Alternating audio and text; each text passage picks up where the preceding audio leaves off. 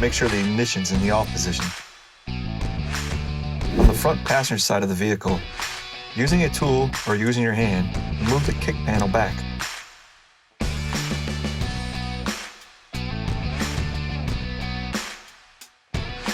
Using a flashlight, locate the gateway module under the front passenger side to the left.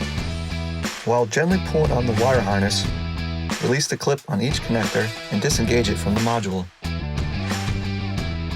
With the bypass module in hand, reconnect the connectors to the bypass module.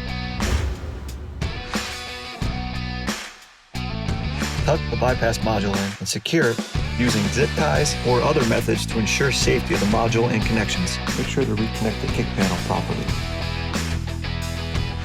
You are now ready to plug in any device to the OBD2 connector.